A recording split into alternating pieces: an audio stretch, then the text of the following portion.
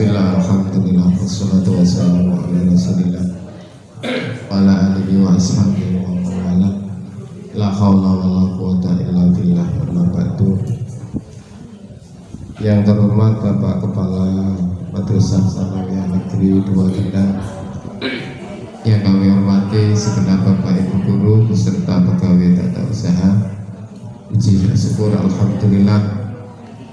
Marilah senantiasa kita panjatkan kehadirat Allah Subhanahu wa Ta'ala. Alhamdulillah, dengan nikmatnya pada siang hari ini kita dapat melaksanakan puasa Ramadan yang ke-6 atau ke-5 ya, dan dapat melaksanakan salat berjamaah. Cepat nih jadi begini, rak kroso jadi. Salawat beserta salam semoga tetap terlimpahkan kepada junjungan kita Nabi Agung Muhammad Sallallahu Alaihi Wasallam, Nabi yang kita harapkan syafaatnya besok yaumil qiyamah. Allahumma amin. Hadirin yang kami muliakan, sebelum kita teruskan kajian pada siang hari ini, terlebih dahulu kami sampaikan beberapa hal berkaitan dengan puasa Ramadan. Kalau kemarin kita mempelajari tentang keistimewaan bulan puasa dibandingkan dengan ibadah-ibadah lain. Ternyata untuk menggapai atau memperoleh pahala yang begitu besar di bulan Ramadan ini, ternyata ada beberapa hal yang harus kita lakukan sehingga pahala itu tidak lari. Yang pertama berkaitan dengan hal itu, Imam Ghazali telah membagi orang yang berpuasa itu menjadi 3 kategori atau 3 kelompok. Kelompok yang pertama adalah puasanya orang yang awam ya, atau kelas standar. Standar itu berarti tidak ada AC, tidak ada power window dan sebagainya. Pak Sugeng. Jadi puasanya orang awam atau orang kebanyakan, yaitu hanya menahan makan dan minum. Jadi al-imsaku minal iftar atau minal mubtilat minal fajri ilal maghribi. Jadi menahan sesuatu yang membatalkan puasa mulai dari terbit fajar sampai terbenamnya matahari. Ternyata masing-masing negara itu beda-beda karena patokannya adalah mulai terbit sampai terbenam, bukan mulai jam 6 sampai jam 6, bukan. Sehingga ternyata di belahan bumi ini ada yang puasanya 11 jam, ada yang 18 jam, bahkan ada yang 20 jam. Informasinya begitu. Jadi di negara Aljazair, bahkan kemarin di negara ujung Rusia atau Soviet, itu puasanya sampai 22 jam. Jadi berbuka sahur meneh ya. Karena malamnya hanya 2 jam. Betul atau tidak itu coba nanti. Iya. Nah, patokannya minal fajri ilal maghrib, bukan mulai jam 6 sampai jam 6. Jadi puasanya 22 jam. Nah, di Indonesia ini alhamdulillah karena terletak di garis khatulistiwa antara siang dan malam ini hampir berimbang ya. Jadi kira-kira puasa kita itu ya sekitar 11-12 jam atau 12 sampai 13 jam. Kalau satu hari satu malam 24 jam, jadi hampir 50% imbang antara siang dan malam. Ini perlu kita syukuri. Jadi itu yang pertama. Jadi puasanya orang awam yaitu menahan sesuatu dari makan dan minum dan yang lain yang membatalkan puasa ya. Itu sudah dianggap melaksanakan puasa. Yang kedua adalah puasanya orang yang khawas, ya, orang yang khusus. Ini yang naik lagi Pak Sugeng ya. Jadi tipenya tipe di atas standar, tipe E, tipe apa, tipe G, tipe G ya. Oh, udah ada Pak Sugeng. Pak Sugeng yang punya hijab, Pak Soleh mobil. Jadi puasanya orang yang khusus ya, ini di samping menahan dari makan dan minum, juga ada sesuatu lagi yang ditahan ya, berkaitan dengan hal-hal yang membatalkan puasa, yang tidak berupa fisik ya, tidak berupa makanan dan minum, yaitu menahan hawanya, menahan keinginannya ya, menahan pembicaraannya dan yang lain. Ini yang dilakukan oleh kelas yang kedua itu. Dan yang ketiga adalah puasanya orang yang di atas khusus atau dinamakan khawasil khawas. Ya, ini tipe premium berarti. Ini katanya puasanya para aulia dan para ambia ya. Jadi cara berpuasanya sudah lain daripada yang lain. Di samping menahan makan dan minum, berhubungan suami istri, kemudian menahan untuk tidak bergibah dan yang lain, mungkin ada amalan lain yang lebih berat dilakukan ya, berkaitan dengan puasa.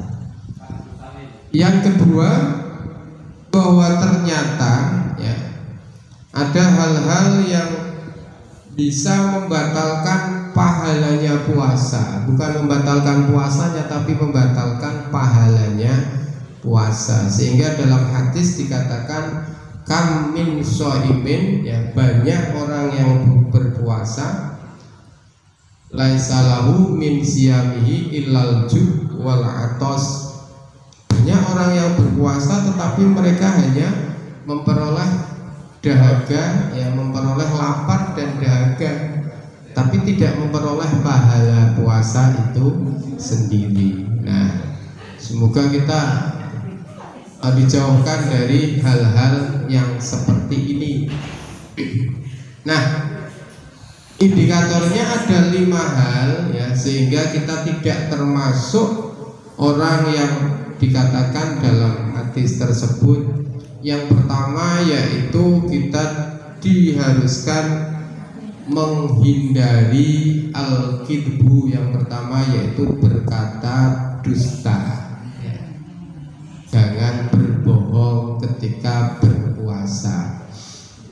Kalau berbohong batal enggak, puasanya tidak batal, tetapi pahala puasanya menjadi hilang, sehingga kita hanya lapar dan haus, tidak mendapatkan pahala. Ini.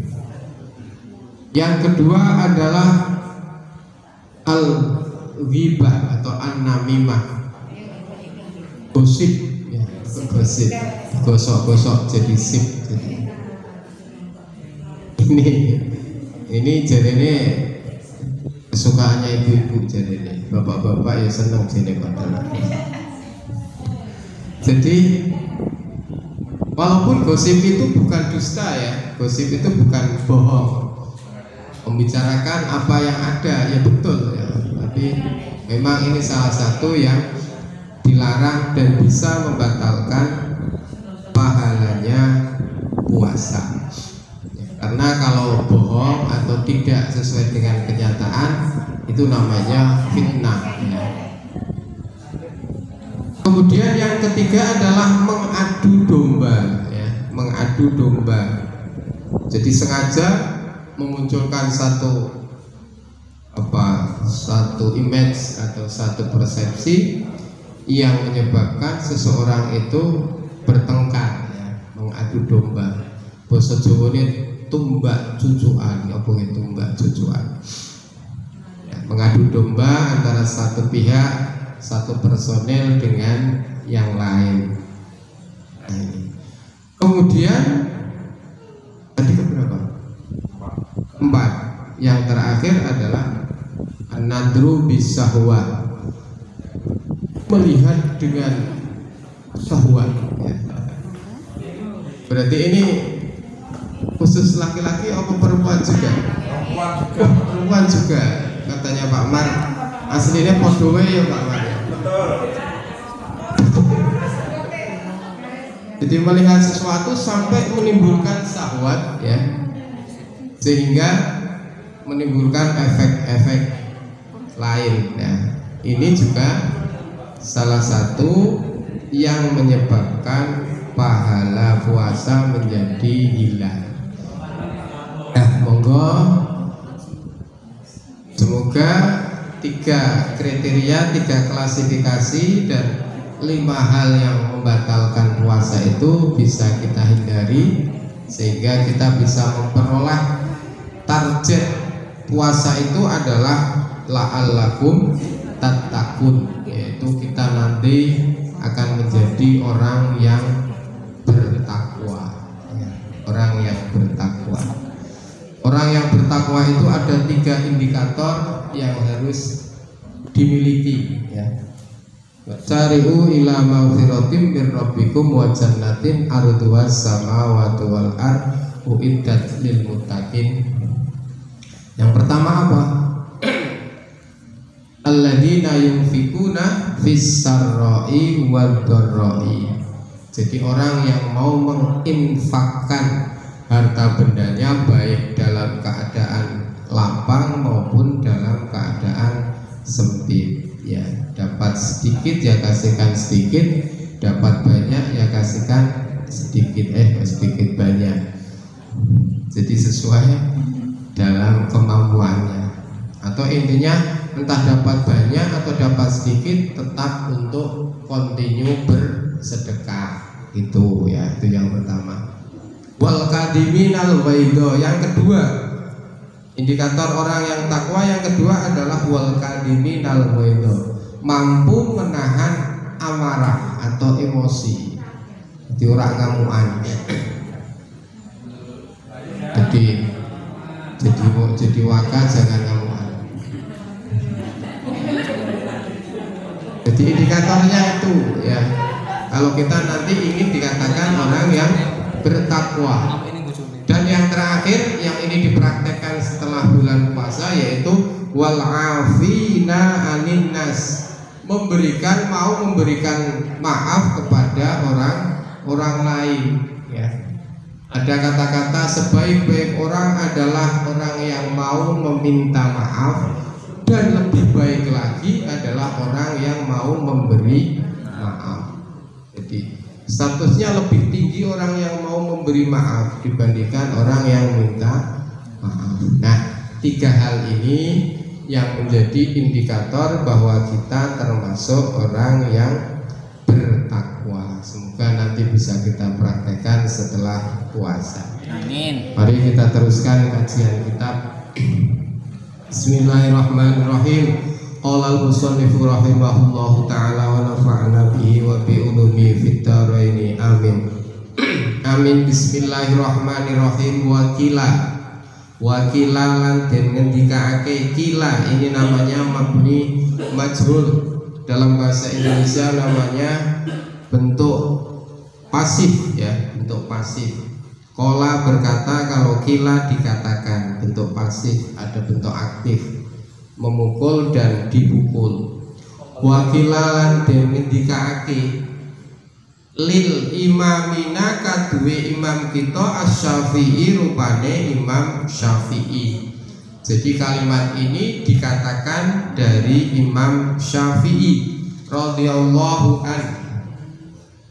Perkataannya apa? Kaifa halih kepiye sahwatuka utawi sahwat ira utawa kepinginan ira lil adabi maring masalah adab. Jadi bagaimana keinginan kita terhadap masalah adab atau budi pekerti. Ini masih pembahasannya, masih melanjutkan yang kemarin, yaitu menekankan tentang karakter, pendidikan karakter.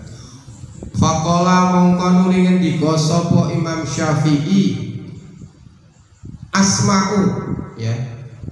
Asma'u ing lafat asma'u. Asma'u krungu sapa ingsun, saya mendengar bil harfi kelawan huruf minhu saking saking masalah adab, ya. Minhu saking adab. Fa ya tawaddu, ya. Mongko dadi demen apa a'dha'i pira-pira anggota ingsun. Innalaha temen setune iku tetep kaduwe a'dha, ya. Isma'an utawi piro-piro pendengaran, pirungon. Tatana'am, ya. Tatana'am ngrasa anteng, rasa anteng sopo a'dha bihi kelawan adab, ya. Jadi ketika mendengar huruf atau sesuatu yang berkaitan dengan adab atau budi pekerti, itu bisa merasa nyaman, ya, bisa merasa rileks dan sebagainya. Wakilalan dan ketika akan meneh lahu kaduwe Imam Syafi'i wa kaifa rupane lafaz wa kaifa. Wa kaifalan iku halih kepiye tol buka utawi oleh nyuprehira lahu maring masalah adab. Yang kedua ditanyakan bagaimana kamu menggapai tentang masalah adab atau budi pekerti. Orang dikosopo Imam Syafi'i tolbul mar'ati koyo oleh golekane wong wadon, ya, al-mudillati kang kelangan waladaha ing anake mar'ah. Jadi belajar, berusaha menggapai tentang masalah budi pekerti itu seperti halnya seorang perempuan yang kehilangan anaknya. Kira-kira bagaimana? Walaisa lan ora ana iku laha kaduwe mar'ah sapa wairuhu sakliyane walad, padahal perempuan itu anaknya hanya satu-satunya itu. Ini gambarannya bagaimana sikap kita tentang masalah karakter, ya. Bisa gambaran-gambaran seperti ini mengibaratkan bagaimana sikap kita tentang masalah pendidikan atau pendidikan imana ing iman, ya.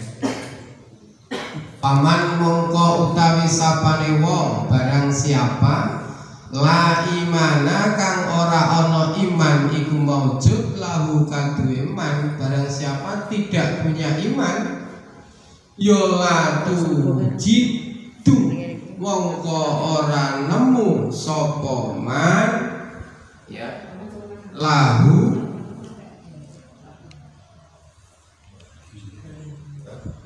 la tujidu mongko ora nemu la tauhidah la tauhidah mongko ora ana tauhid iku maujud lahu kaduwe man. Jadi ini sebuah perumpamaan.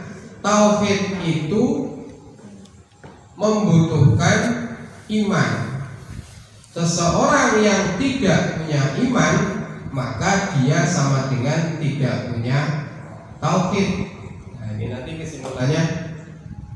Wal imanu lan utawi iman iku yujibu netepake apa iman as-syari'ata ing syariah. Sedangkan iman itu sendiri itu mewajibkan sebuah syariah.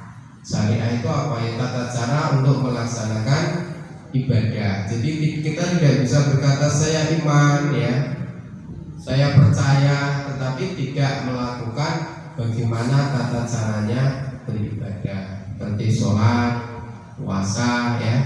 Ini ada tata caranya sendiri untuk membuktikan atau merealisasikan iman itu sendiri. Faman mongko utawi sapane wong la syari'ata kang ora ana syariah iku maujud lahu kaduwe man ya la imana mongko ora ana iman iku maujud lahu kaduwe man wala tauhida lan ora ana tauhid iku maujud lahu kaduwe man. Jadi tauhid membutuhkan iman. Orang yang tidak punya tauhid, orang yang tidak beriman maka tidak punya tauhid. Sementara iman itu membutuhkan syariah ya. Maka orang yang tidak menggunakan syariah sama dengan orang yang tidak punya iman dan tidak punya tauhid. Itu semulanya. Wasyari'atu lan utai syariah iku tujibu majibake apa syariah al adaba ing budi pekerti. Sementara syariah itu membutuhkan adanya karakter atau budi pekerti ya, nanti kesimpulannya akan ketemu di situ ya. Faman mongko utawi sapane wong la adaba kang ora duweni tata krama lahu kaduwe man ya la syariata mongko ora ana syariah iku maujud lahu kaduwe man wala imana lan ora ana iman iku maujud lahu kaduwe man wala tauhidah lan ora ana tauhid iku maujud lahu kaduwe man. Ini intinya ya. Sedangkan syariah itu butuh terhadap budi pekerti atau akhlak ya. Maka kalau seseorang tidak punya akhlak sama dengan orang itu tidak punya syariah, tidak punya iman, juga tidak punya tauhid. Ini kalimat ini menekankan betapa pentingnya budi pekerti atau adab itu sendiri ya. Sehingga kalau orang itu sudah beradab, insya Allah imannya dapat, syariahnya juga dapat, tauhidnya juga dapat ya. Yang mau disampaikan begitu ya. Nah, adab atau budi pekerti ini menjadi nomor satu dibandingkan dengan kepandaian atau ilmu itu sendiri ya. Titik di situ ya. Berikutnya fahadihi wongko utawi iki kaulun nabi wal ulama wal ulama ba'dahu kulluha ya sekabehane hadihi iku nususun pira-pira nas shorihatun kang jelas. Jadi semua yang disampaikan ini ternyata masih muqaddimah ya, belum masuk pada pasal-pasalnya. Mungkin nanti akan disampaikan oleh Pak Akib selaku materi kedua. Ini masih pemanasan. Wa aqwalun lan pira-pira pengucap muayyadatun kang den kuatake binuril ilhami kelawan cahayane pira-pira ilham. Mufsahatun kang nerangake bi ulwi makanatil adabi kelawan luhure kedudukane adab. Jadi kalimat-kalimat yang kemarin kita bahas itu adalah menerangkan luhurnya, posisinya adab ya. Mustarihatun kang jelasake bi anna jami al a'mali kelawan teman setuhune sekabehane pira-pira penggawe adiniati kang bangsa agama iku qalbiyatun bangsa ati ya. Qalbiyatun bangsa ati. Kanat ana apa al-amal au badaniyatun utawa bangsa badani, entah itu perbuatan hati atau perbuatan badan. Jadi perbuatan itu ada dua ya, yang termasuk kategori perbuatan fisik, juga ada kategori perbuatan hati. Maka ada innamal a'malu binniyat atau niyatul mukmin khairun min amalihi. Jadi niat kita itu kadang bisa dikatakan lebih baik dari perbuatannya. Kalau niat baik, kita baru niat saja itu sudah dicatat sebagai amal baik dan akan mendapatkan pahala walaupun belum dilaksanakan ya. Ini kemurahannya Allah. Tetapi kalau niat jelek tidak akan dicatat sebelum orang itu melaksanakan. Jadi kalau kita mau, saya mau jamaah ke masjid, ini sudah dianggap berpahala walaupun belum berangkat jamaah. Apalagi kemudian direalisasikan dengan jamaah. Tetapi kalau niat buruk, wah nanti saya akan ngambil pentil atau ngambil mangga di mana, di tetangga atau di MTS, di MTS apa ya Pak? Itu belum dicatat sebagai niat buruk sebelum kita melaksanakan niat tadi. Jadi niat buruk itu belum dicatat sebelum betul-betul dipraktekkan. Ini bedanya ya. Berarti niat baik terus ya. Tidak apa-apa, kan lebih baik begitu ya. Lebih baik begitu, berniat baik terus. Nah, gambarannya seperti itu. Qauliyatun kang bangsa qauli au fi'liyatun utawa bangsa penggawe. Layuk kabaru ora bakal den wilang-wilang apa saeun suwiji-wiji minda saking amal illa ingkana angin kejaba lamun ana apa sae ana iku mahfufan den kepuk bil mahasini kelawan piro-piro penggawe bagus al adabiyati kang bangsa adab ya, wal mahamidilan bangsa piro-piro penggawe terpuji ya, as-sofatiyati kang bangsa ufi ya, murni, wal makarimi lan mulya al khalqiyati kang bangsa akhlak ya, al akhlak bi anna tahliyatil amali kelawan temen setuhune maes-maesi amal bil adabi kelawan tata krama ajilan ing dalem mangsa angel iku alamatun dadi alamat iku alamatu qabulihi dadi alamat dan tuhunane amal ajilan ing dalem mangsa besok.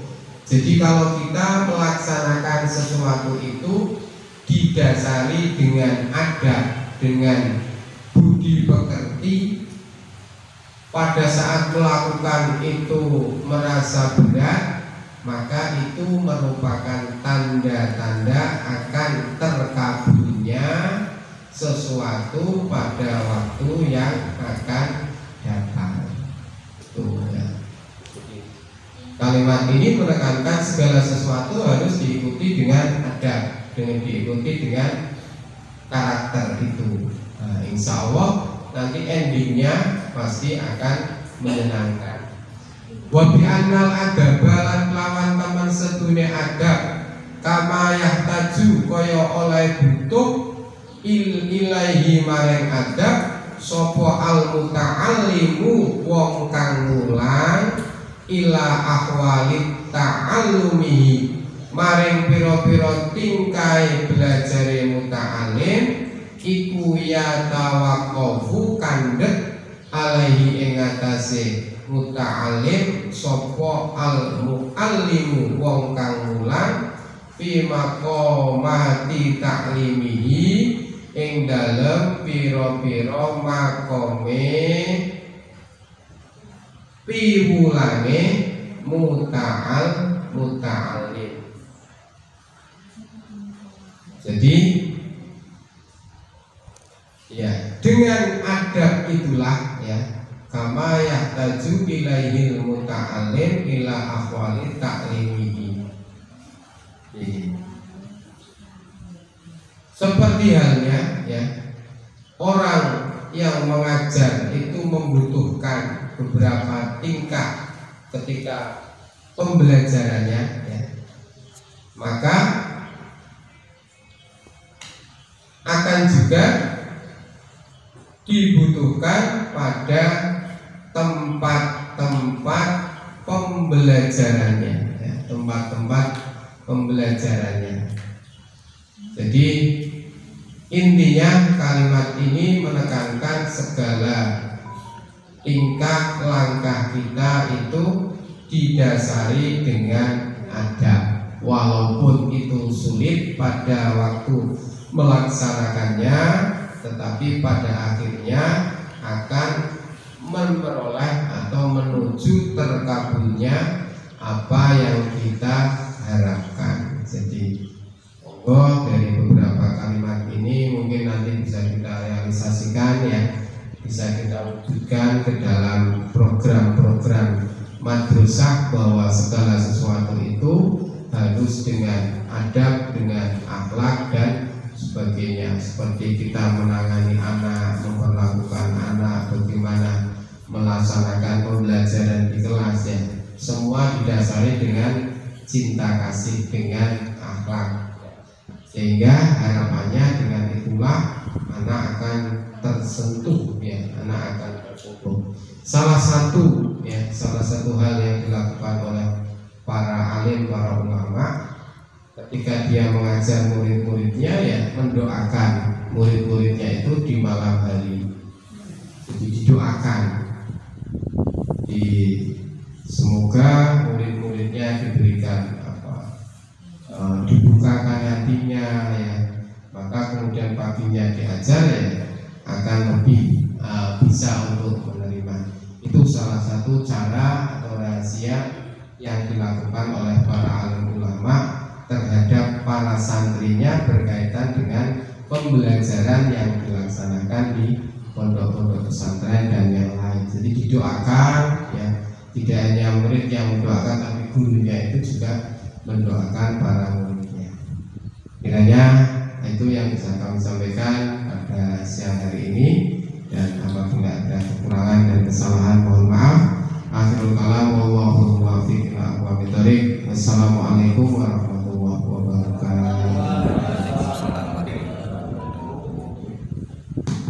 Alhamdulillah, pengajian pada siang hari ini telah selesai, dan sebelum ditutup dapat kita simpulkan bahwa kajian pada siang hari ini segala hal bermuara kepada adab, etika ataupun moral atau budi pekerti, di mana orang yang punya tauhid tidak dikatakan orang yang punya tauhid harus punya iman, orang yang mengaku punya iman harus ada syariatnya, dan orang yang syariat itu membutuhkan adab. Jadi segalanya bermuara kepada adab. Oleh karena itu kita simpulkan, kita aplikasikan bahwa segala hal ditolak ukurkan dengan adab kita, dan semoga dari hari demi hari kita mampu memperbaiki diri, meningkatkan adab kita dari baik lebih baik. Amin. Dan mari kita tutup yang baca hamdalah bersama-sama. Alhamdulillahirabbil alamin. Assalamualaikum warahmatullahi wabarakatuh.